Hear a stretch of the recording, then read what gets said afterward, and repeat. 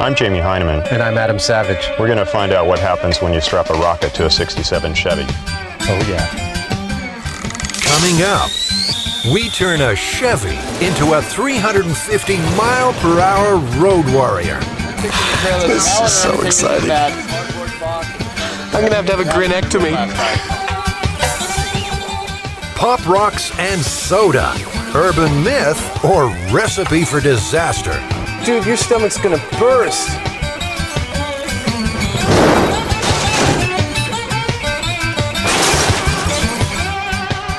Here on MythBusters, we're not just going to retell the stories. Small tip. We're going to put them to the test. We're prepared to put our bodies on the line. There's just one problem. Some aren't myths at all. Which one would that be? I don't know yet. So why should you trust these guys?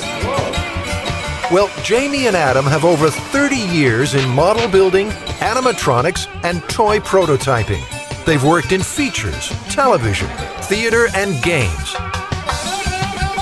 They can build just about anything, and probably have. This is M5, my special effects shop. Come on in and have a look around. Jamie's amassed an awesome collection of tools, talent, and techniques. If we can't find it here, I'm trying to locate a pig's stomach. there's always Adam's eclectic collection. I come from the planet Butthead. And if that fails, the guys are backed by experts in folklore, crime, medicine, and engineering.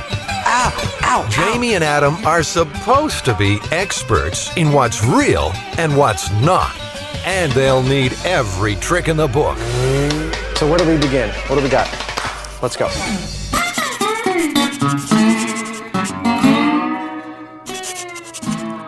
This is the big one. What we have is a 1967 Chevy Impala that was taken out into the desert, and somebody had put a rocket booster on it. Now, they found out about it because there was a smoldering wreckage that the highway patrol there found. We pieced together a gentleman or an individual that had put a JATO, or a rocket assist takeoff unit, on an older model vehicle. The guy apparently was an Air Force sergeant, former Air Force sergeant. He made sure he had a long straight road and there was nothing around. He got up to highway speed, about 80 miles an hour, fired the things off. The car had accelerated from like 80 to 300 miles per hour in a couple seconds. There was a curve in the road, a slight increase or upgrade, and a mountain shortly thereafter. So he applies the brakes, and of course the brakes burn out. They found about 1.5 miles of skid mark. He didn't make the turn, he went airborne, and he crashed into the side of the mountain approximately 100 or so feet up in the air. So do we have any corroboration of this, or any photos, or anybody come forward? Well, that's our job to pursue that, and we need to get a hold of a 67 Chevy or something as close as we can to it, and need to get a hold of a JATO or a RATO, or again something equivalent to it. I foresee some wreckage, actually. Well, personally, there's so many variables here in terms of, a car that's got to accelerate even to 150 miles an hour for a 35-year-old car. It'll look really cool. It'll look really cool. I mean, that's going to be big flame shooting out the back. It's going to be great. I can't think of anything more fun than doing this. No, you know what? I really can't. I first heard about the story approximately 1994 when I was, my job was a spokesman for the Department of Public Safety. I received a phone call from a local reporter asking about a Darwin Award that was on the internet. The way the story read was that the Arizona Department of Public Safety, or the Highway Patrol, was the ones that did the investigation on it. I thought it was a very real possibility that it could have happened, because Arizona is home to several air bases. Thus, military personnel could have gotten a hold of a JATO unit to use in this fashion. JATO, or Jet Assisted Takeoff, has been around since the Second World War. We should call them RATOs, because each canister is filled with solid rocket propellant. A single unit puts out 1,000 pounds of thrust for 12 to 15 seconds. Up to 8 JATOs are used when large military aircraft are operating with heavy loads or from short runways.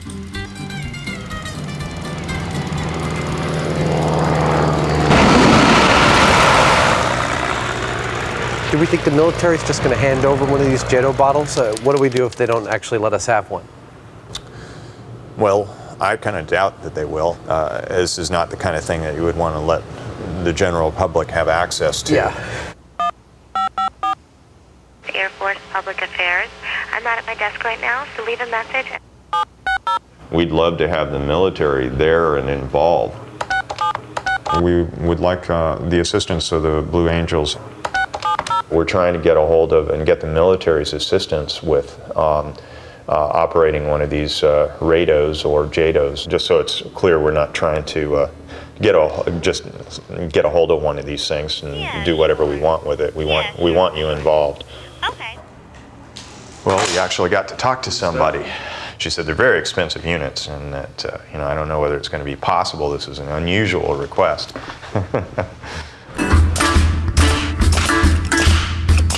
Most good urban legends have good details, names, places, dates. In this case, often it's a Chevy Impala that the man was driving. So we need to find a 67 Chevy. I wonder where we're going to do that. Well, I picked this up at a flea market, actually. This here is a 67 Chevy Impala. That's our goal. Yeah. Hopefully we'll be able to find a junker, something with a crappy body. All we need is for it to run. We live in America where, unless you're in New York or a place that has a subway, you must have a car to survive. Not an Impala, we got a Pontiac. It runs? The Pontiac runs? Not at the moment, it just needs the transmission on. Oh. Yeah. Only? Yeah, but you know. And a car not only is about survival, but it's also a symbol of adolescent freedom. When you get a car, you can leave the nest. We're going to be putting some rockets on the top of the car and setting Oh, them like off. the guy in the desert, the old Yeah. urban That's legend. it. So you want Exactly. it's a 72 Impala or 69 Impala you're supposed Yeah. to use. Yeah, everybody. We'll take anything that looks like, I mean, a Falcon within a couple of years. Something of that kinda- vintage, as long You as it want it to runs. Don't care about. T-Bird? You want a Thunderbird? Well, it got to be cheap. 62. Well, $750. That's Let's have a look very at it. plausible. It's also a symbol of sex. This is where a young man can have his first sexual experiences in this car. Oh, yeah. That's the we're done. I'd be kind of ashamed to destroy it. We don't have to destroy it. Oh, that's so beautiful. Oh my God, I'm loving this. Oh, look at that. Wow. Oh, this automatic windows. Oh, yeah. Is that your premise, though, to do that urban legend? Yeah. Why? You should get a Chevy, because I always heard the story with the Chevy. Because I always understand it'd be like a 69 to 72 Impala. Okay. Chevrolet, the beautiful shape for 1965. The Chevy Impala is an ideal candidate for urban legend status. It was first introduced in 1958. From the start, it was a prestige car within the reach of the average American. Unmistakable. A completely new look time cannot wash away. By the end of the millennium, sales exceeded 13 million, making the Chevy Impala the most popular full-size car in American history. See the beautiful shapes of Chevrolet for 1965 at your Chevrolet dealers now.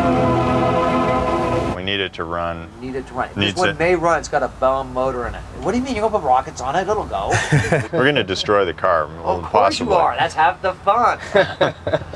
Thank you anyway. Thanks very much. No problem. Despite its popularity, the Impala is proving as hard to procure as JATO rocket.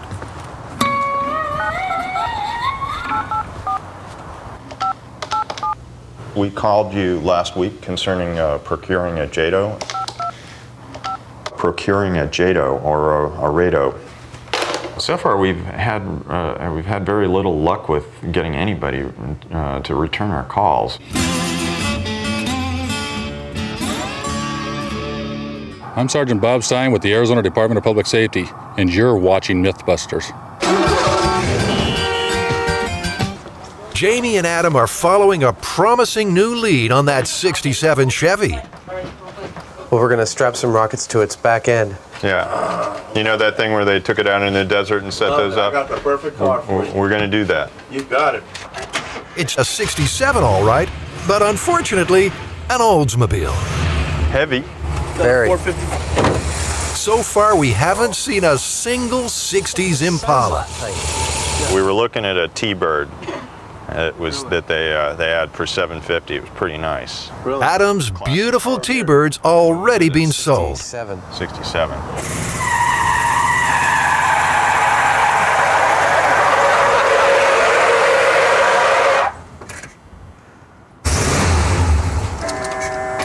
This is your car if you want a car to put a rocket on. She's fast. Just as we've given up hope of finding our car in time,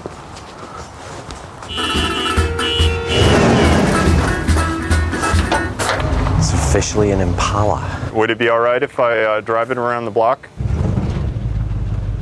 Oh, yeah. Oh, whoa, whoa.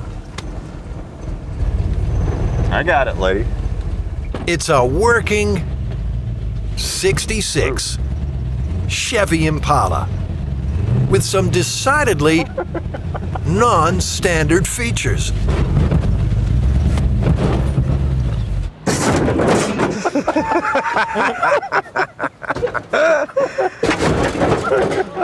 This is without a doubt our car.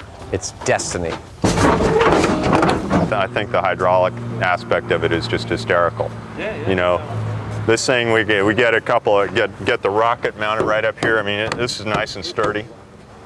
We're gonna mount it on top? That's what the legend shows. Well, thank you very much. Really appreciate it.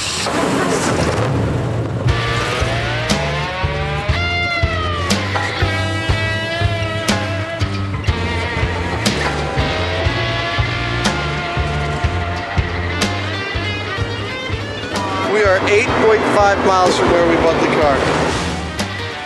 It's 100 degrees. We're 3 hours from the shop. And thanks to a blocked fuel filter, our rocket car is doing exactly 0 miles per hour.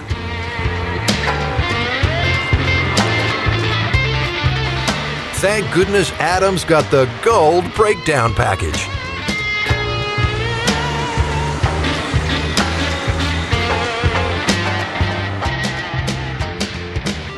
So, the Air Force apparently called us back and turned us down on the JATO rocket? Permission denied. Yeah, I think, did they call us back again just to deny permission again without being asked? Twice. So we got these things. Yeah. How are we gonna, these are the hobby rockets. This is like an example, one of the tubes. How are we gonna fire these off? Well, these are actually more powerful than the JATOs. The ones that, you know... But they're smaller, how's that possible? Well, we're going to use more of them. While they're running, they put out 1,500 pounds of thrust as opposed to 1,000 pounds, but they only last for 4 seconds. We're going to get several of them and we'll set them off successively.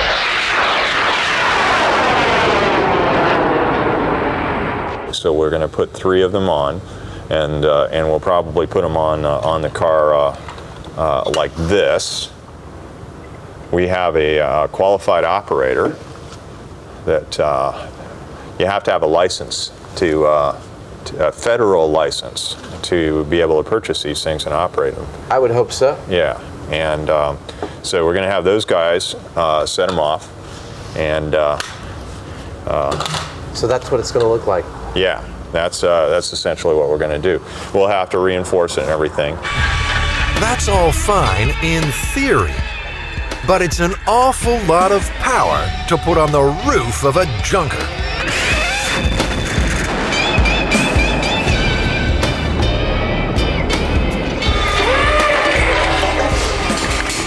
1 pound of thrust is 2 horsepower. So one of those rocket motors at 1,500 pounds of thrust is 3,000 horsepower. Yeah.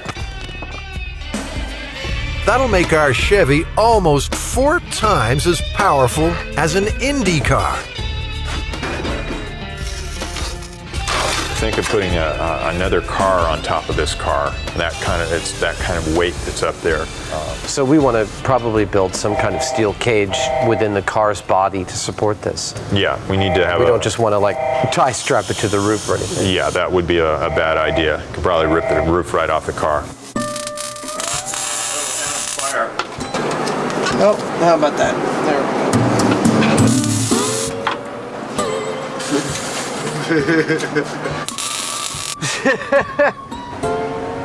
Adam, you're going to get sick. I believe I'm already sick. Give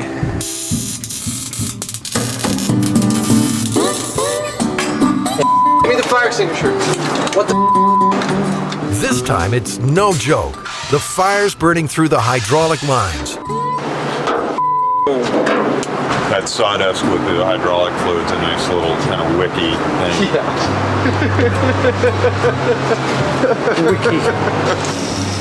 I was thinking that we would drill up through here and bolt the top frame onto here.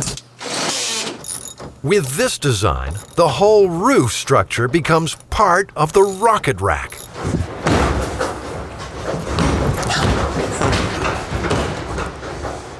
Well, Those 1, 2, 3, let's jump together. These tubes will hold the hobby rocket motors firmly in place. Fins for the rocket.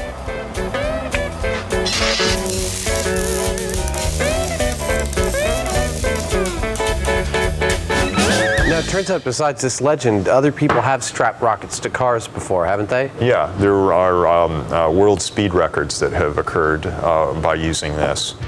In 1965, Walt Afrons built the first rocket-powered land speed car. Wingfoot Express 2 was initially designed with 10 JATO units, but that wasn't nearly enough. 25 rockets eventually blasted the car to an unofficial top speed of 605 miles per hour. Of course, you have to remember that those are unusual cars. They're usually very long and they're basically built like for rocks this. with wheels. Yeah. So this also begs the question: where do we fire this car off? There are some lakes, dry lake beds to the south of here towards LA. So we'll probably try one of those first to see whether we can get access to something like that. Jamie's having second thoughts about getting behind the wheel. If this behaves like the legend says, we're going to have a 3 to 4,000 pound projectile out there. And I guess the other thing that I thought, with that in mind, if we do lose control of it, obviously we don't want to be in the car. So we're probably going to. You don't want to be in the car? I would love to be in the car, but I think you should drive the car. Well, I think I should too. But we've radio-controlled cars before, and it's a lot of fun. So we'll make it radio-controlled. Yeah. I think that's the safest way of dealing with it. Oh, that's the coolest toy ever. Yeah, it's a big kid's RC car. You want to do it? It's not quite as simple as a radio-controlled toy. At 300 miles per hour, the forces on the steering servos will be immense. Servos are motors that are positionable, so we can precisely control the steering on this. Right. We need to have something pretty good, because if it's going that fast, we need to really be able to dial in on the aim, or it may go out of control. The transmitter also has dangerous limitations. One of the things is that these radio controls are only good for 1,000 meters or so, plus or minus. About half a mile. Yeah. For us to, if this thing is going 300 miles an hour, it's going to get out of range from us real quick, even if we're driving alongside. So we're probably going to have to think of ways of either getting we're going to have to go out and rent a really, really fast car, or we'll have to get a helicopter. It'd probably be the safest way of dealing with it. I'm going to try and start it. All right.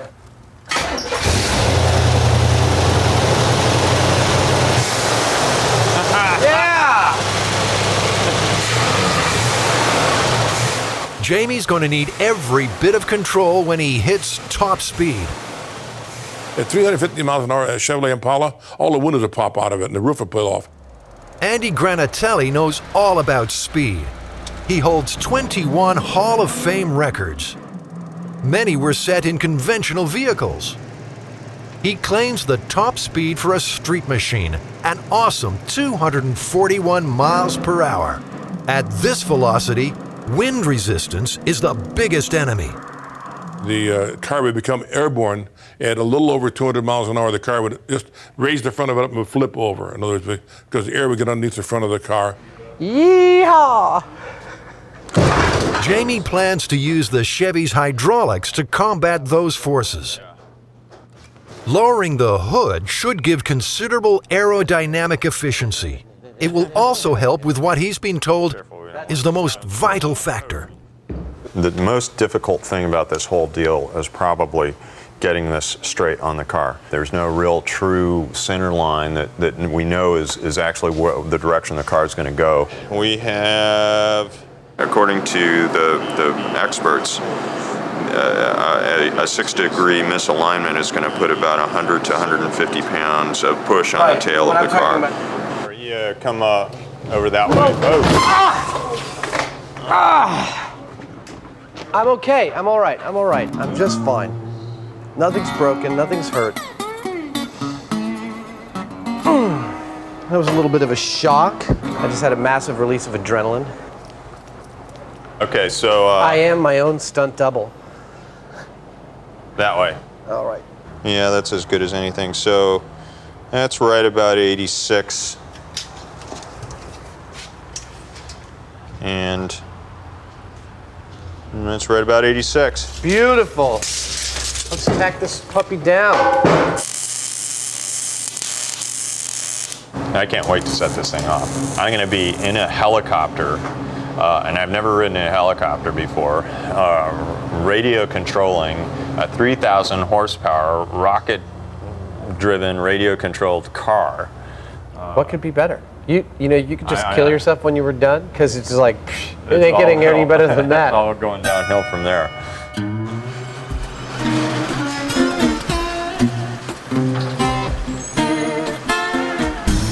Hi, I'm Andy Granatelli, and you're watching MythBusters.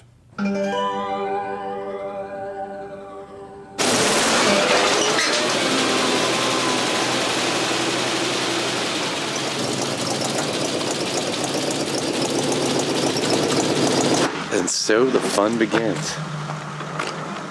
It's such a treat to see the sunrise over the desert. What am I saying? It's a treat to fire up a rocket car in the desert.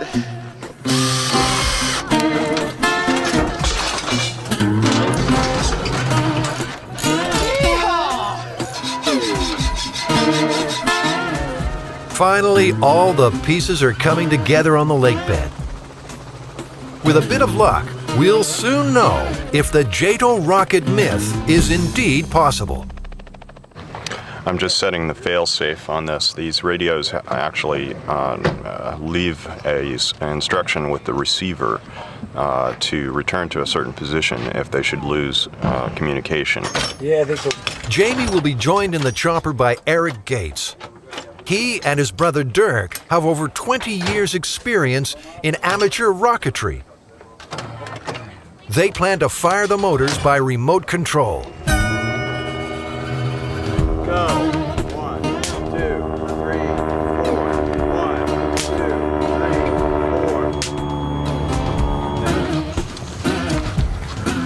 3, 4. Jamie's going to do a dry run in the car. The rocket guys, I think, are going to do a test fire, so all systems are good. I expect it's probably about an hour to actual firing.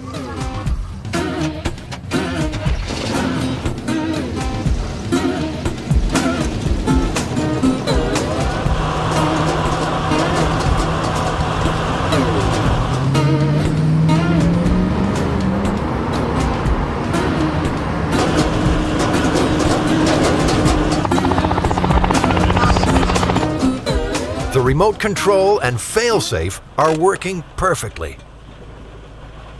Everything went fine on that dry run. We got all 3 attenders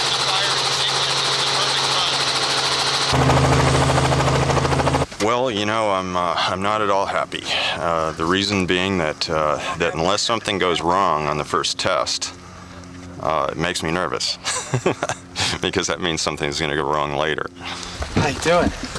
Adam Savage. If this new visitor is right, Jamie may just get his wish.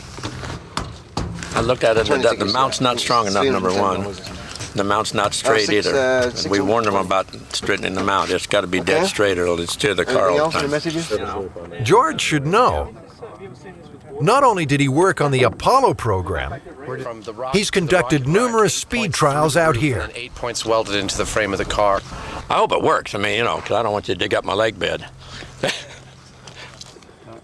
Not exactly comforting words for our final briefing.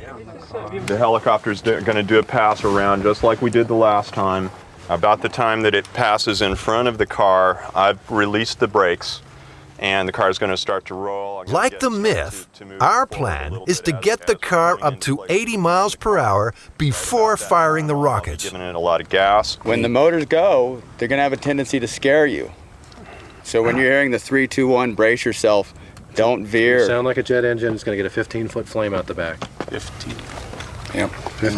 Is that when the rocket fires, is it going to cause the... We don't know. We don't know. The car might end over end, whatever. You want to be far enough away that you have, several seconds. Cool. And if you do, a general rule of thumb with that kind of thing, if you do see something coming at you, go off at right angles to it. Don't try to outrun it. The crew are not the only ones who'll be keeping a close eye on the rocket car. It seems to have attracted the interest of security at nearby Edwards Air Force Base. Let's have a good bird, man. Get your game face on. Good luck. This is so exciting. That cardboard box at the front of the I'm going to have a grinectomy.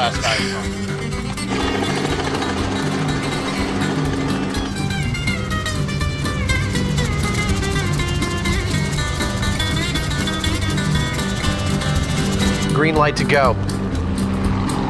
They're starting their circle now. Brakes are coming off. We are a go. Nothing's happening. We're boarding? Yep. We're aborting. We are aborting. We are aborting. Copy that. Copy that. Let's abort the whole thing. Okay, helicopter's coming in. Doesn't it go through the inside? So how do you get it? Looks like the car's old gremlins are back to haunt us. With all the focus on horsepower and thrust curves, we never did fix that fuel problem. The problem is that this is an older car, and we've been stirring up sediment in the bottom of the tank, and it's gotten into the fuel filter and clogged the fuel filter. All we have to do is pull the filter out and flush it out once in a while. And we should get a good run here soon. That sort of answers my need for a small failure. I'll accept that one as a small failure.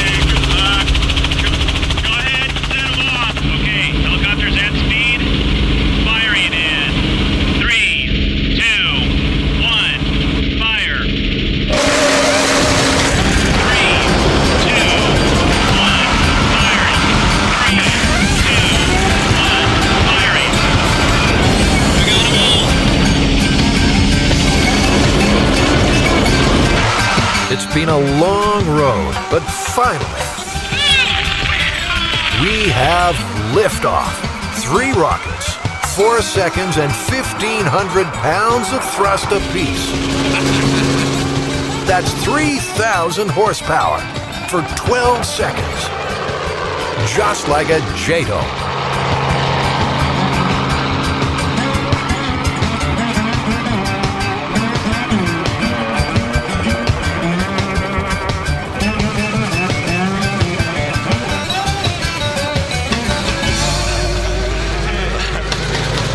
That was hysterical. That was absolutely outrageous.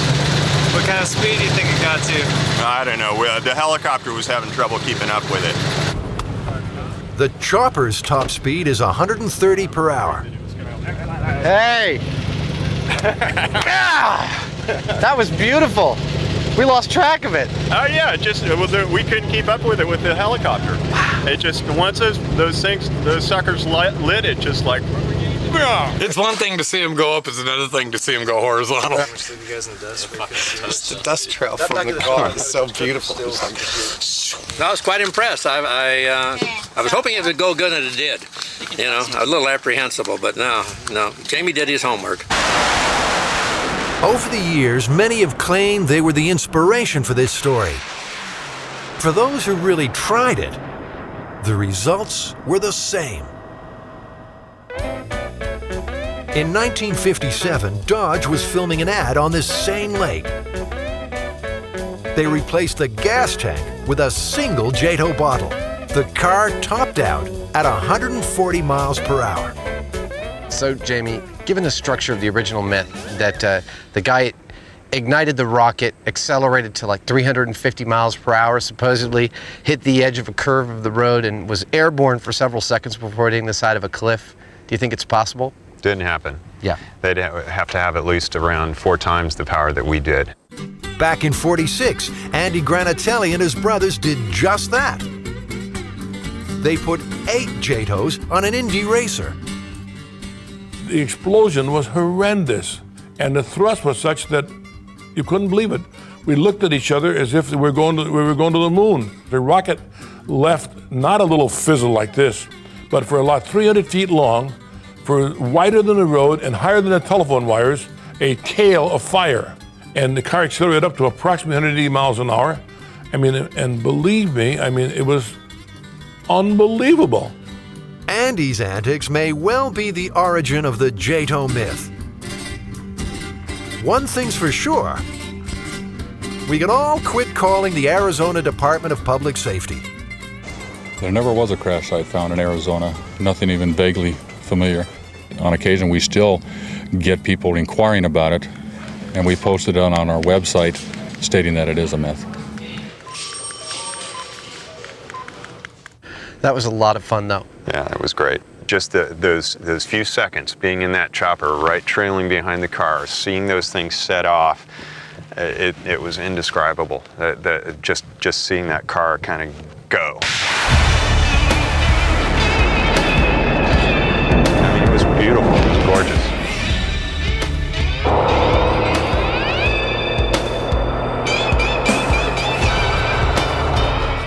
Coming up next, Pop Rocks and soda, myth or recipe for disaster.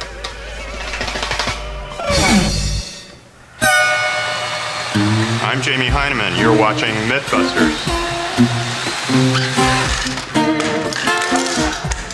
I hope you cut that out.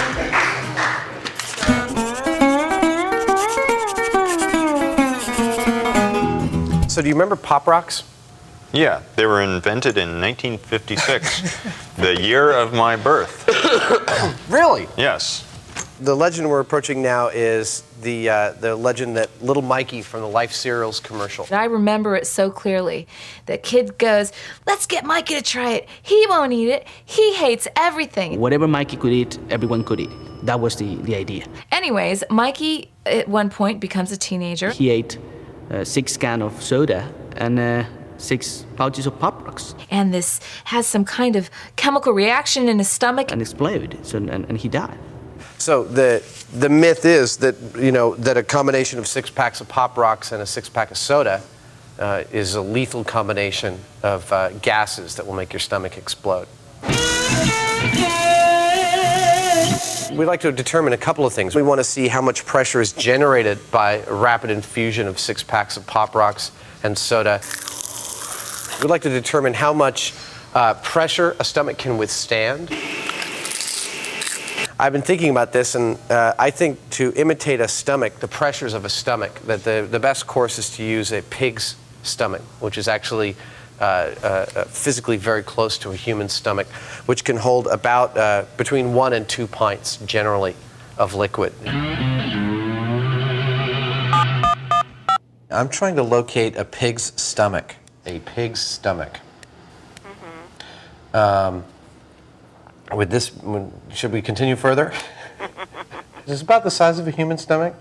I really could tell you. How large is it? I mean, it's obviously it's deflated, right? Like a swimming cap. What? Like a swimming cap. Like a swimming cap. A very, very meaty swimming cap.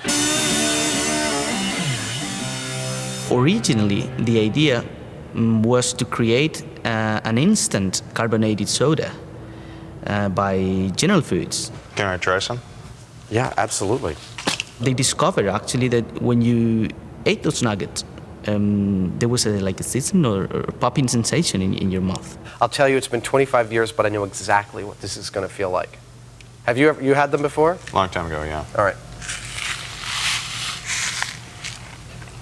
And in 1975, they decided to launch Pop Rocks, as we all know Pop Rocks.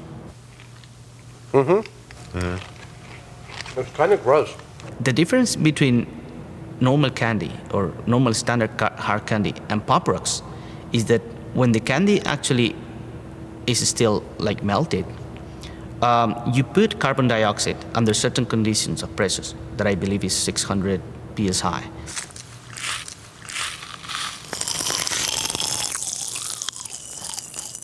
This isn't getting us any closer to that pig stomach. Does it have the esophagus and the intestines attached at all? No. Just the stomach. I need all the tubes attached to it. Would it be possible to get it with as much of the attachments to it as possible? No. It turns out that the Food and Drug Administration have listed the esophagus and bowel as hazardous substances. 582.5 south. It looks like that says 580 is going. Well, I think we should just get a real pig and feed him. It'd be kind of fun to watch see what a pig does when you feed him a bunch of it. See, again, there goes your lack of political understanding. You can raise so much hell with that. It's better to kill the pig first and then give it to him? Absolutely. People are much more comfortable with that arrangement. All right, here we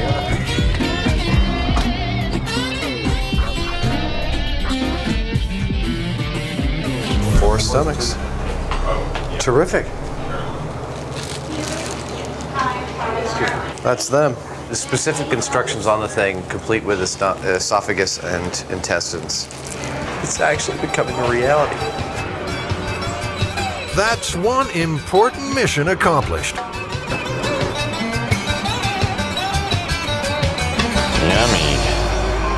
That looks like right out of Aliens, doesn't it? Looks like I can feel. All right, yeah, I've got my finger all the way down in there. So that's I don't know which one's the intake and which one's the output. The worst part is the breath coming out of here.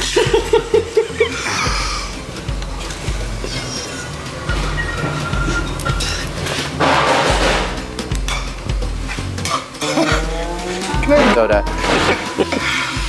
It's interesting that the valves on this thing actually work. It's like it's holding its pressure. We just put air in there and walked away. And how do you think we'll get the Pop Rocks and the soda actually into the stomach? And to get these in there, we have to get them wet, unless we're gonna. They're not gonna pour. They're gonna stick along the side. They're gonna immediately clog the hole. I had an idea. Yeah. What if we got a hold of some tea bag type stuff and kind of wad them up in little packets and drop them down in there?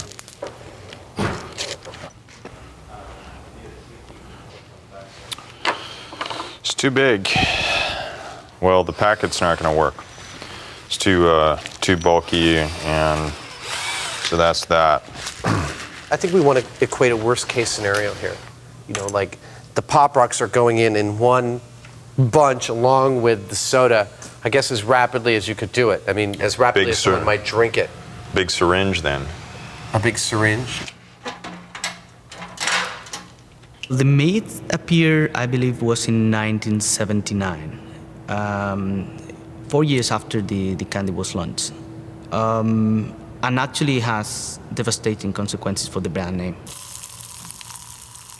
Sales dropped down to almost nil. Okay, so one of the things we have to figure out is how are we going to hang this thing? What about mounting it in our skeleton over there? Sure. There's plenty of tie points in the rib cage. Yeah, and it'll, you know, we'll get to see, you know, fluid dribbling out out of the skeleton, and you wanted the dramatic effect, that'll do it. Yeah, and of course, actually, the inlet tube will have to come up and out through the mouth of the skeleton. Yeah. And you know where the outlet tube is going? No. Where is the outlet tube going? Oh, don't make me say it. By the time we're done, he'll be playing the piano just like old times. What the company tried to do to address that problem was basically they ran around 45 advertisements, big full-page advertisements in magazine, and they wrote about 50,000 letters to different high school headmasters and school headmasters explaining that there was no problem. Frequently, legends are believed, and what happens is something called ostension. Ostension means that a legend is believed to the point that you change your behavior. Once a belief is out there, it's pretty difficult. You have to take some gargantuan steps to disprove it. We've got to mix up one last ingredient before the experiment can begin. I'd say it's about a pH of 2. Okay. So that's the equivalent of one stomach's contents of hydrochloric acid, That's 1.7 pounds of water. Okay. Gastric juice is secreted, actually, we believe, as a protective mechanism. It's not designed to aid in digestion. It's designed, the hydrochloric acid along with pepsin is designed to kill things. So it's kind of protection over when we were back there fighting the hyenas for the bones. It might not aid in digestion, but we think a quart of hydrochloric acid will be critical to busting this myth. Oh yeah, oh yeah. Your gloves. Now, Okay, the fun begins. Once you're pouring the liquid, I'll be opening cans of soda, handing them off to you. Okay. We're clamped everywhere. All right. Oh, man. All right, Mike, he's had 2 cans. He's out of control. Oh, my God, he's going for another one. Mikey. All right, Mikey, man, you can't drink those last 2 cans of soda. Dude, you are an animal. Dude, your stomach's gonna burst. All right, here comes the plunger. Slow down. You didn't drink it that fast. Listen to that. You can hear those Pop Rocks going for it.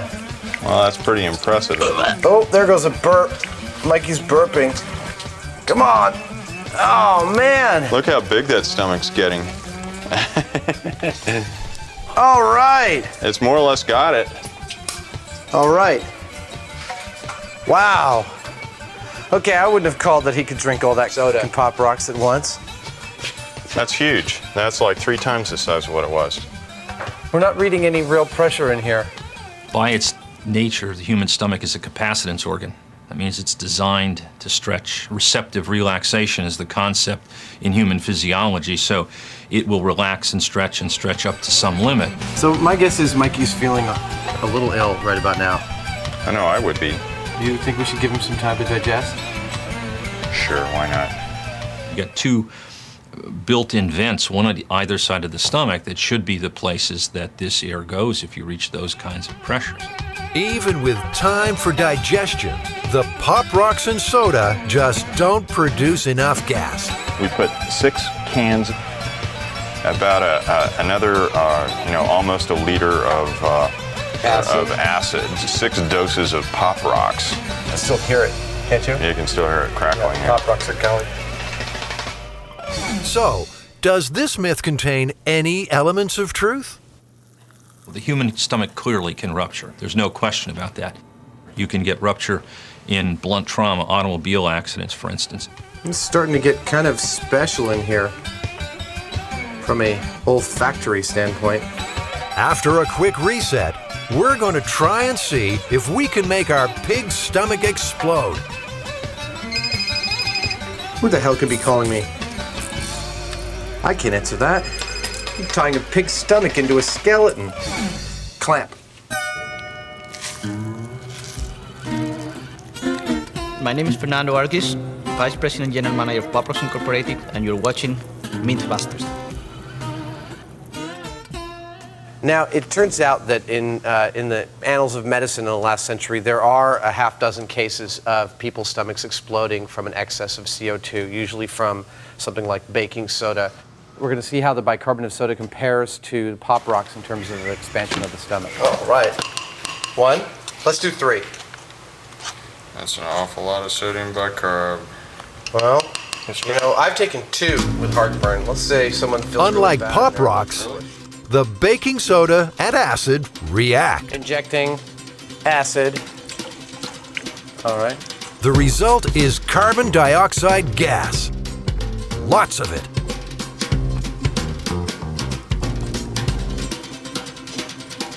Okay, 1 down.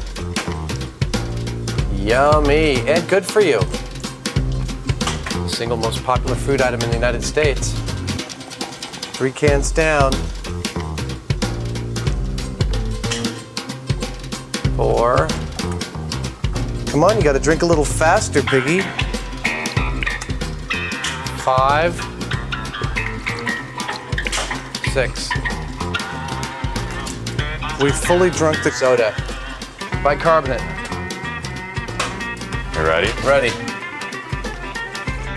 Oh, yeah. Oh, my God. He's still drinking. That's getting really big. He can't hold it anymore. Clamp it. See what the pressure is rating. Whoa. Okay, that's much bigger than before. It's still hardly reading. It's reading about half a PSI. There are probably lots of folks out there who have for years and years and years been using baking soda. And in the amounts that would be prescribed to reduce acid, there's very, very little gas formed. It usually stays in solution, comes out, doesn't cause very much by way of distension if you stay within the limits that are recommended. Here on MythBusters, we're never afraid to push the limits. In a second. Okay, ready? Ready. Oh, I feel the pressure. If you have a stomach that's greatly distended by a large meal, and then you add on top of that either gas in the form of sodium bicarbonate to try and relieve acid indigestion, you can, in those very, very unusual situations, see gastric rupture. But no one should have the impression that this is common by any stretch of the imagination. Okay. Whoa! Wow. Well, that did cause a reaction. That turned out to be a little too much. Yeah, that's what we call a hell of a Saturday night. Oh my gosh. Totally blue. With the addition of a little more stomach acid and the bicarbonate of soda, what was that, 2 tablespoons? Yeah. Just ripped a hole right in the back. I felt the pressure as I was plunging it. You know, wanted to push the plunger back out again. Yeah. And then that final bit, I don't know if we were watching what the meter said, but it might have spiked. Yeah. I mean, in a body, something like 2 or 3 PSI is a huge amount of pressure. Yeah. I can't imagine a human consuming that much crap. Well, maybe I can, actually. Well, the sodium bicarb with the person's own stomach seems to me to be the main thing. Yeah. Somebody that's just taking, eating candy or something, I don't see it happening. MythBusters tried to contact John Gilchrist, the actor who played Little Mikey. He never returned our calls. Another one bites the dust.